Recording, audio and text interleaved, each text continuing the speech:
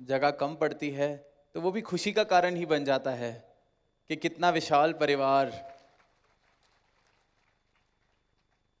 कितना विशाल परिवार सदगुरु के चरणों से जुड़ता जा रहा है। इस निरंकार की पहचान कर कर सही मायनों में अपने जीवन में भक्ति का आनंद ले रहे हैं।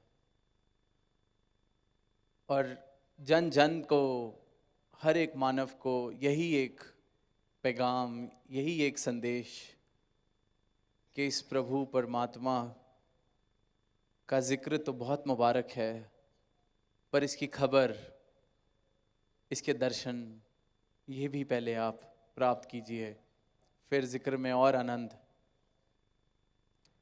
जैसे कितनी बार हम एक बड़ी साधारण सी मिसाल, बड़ी साधारण सी बात सुनते हैं कि सिर्फ रोटी रोटी बोलने से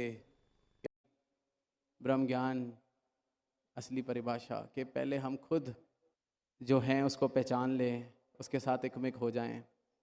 फिर जैसे दास ने जब मौका मिला था समागम पर भी समालखा में कहा कि फिर हम खुद ही प्रेम बन जाते हैं, तो फिर प्रेम कोई एक्शन नहीं रह जाता, हम प्रेम बन जाते हैं। तो फिर जहाँ जाएंगे वहाँ प्रेम ही लेकर जाएंगे अपने साथ, और इसलिए फिर प्रेम करना मुश्किल नहीं लगता, क्योंकि फिर वो आप हो जाते हैं, हम हो जाते हैं। शांति की भी बात की जाती है कि शांति किस प्रकार से लाई जाए। शांति भी सिर्फ वही ला सकता है जो पहले खुद शांत हो चुका है। ऊपर ऊपर से कितनी शांति कोई ले आएगा, कितनी देर ऊपर ऊपर के नियम, कितनी देर ऊपर से थोपे हुए शिष्टाचार हमारे काम आ जाएंगे। क्योंकि जो तूने अपना हाल कर लिया था, जैसे तूने मुंह लटका लिया था, जैसे तू पिछले 10-15 दिन से जी रहा था, ये तो गुरु नहीं कहा कि ये इसकी बात, चलो चाहे इसको हमारी बात समझ आ रही है कि नहीं, लेकिन इसकी बात मान लें, वरना ये खुद को कितना नुकसान पहुंचाना शुरू कर चुका है।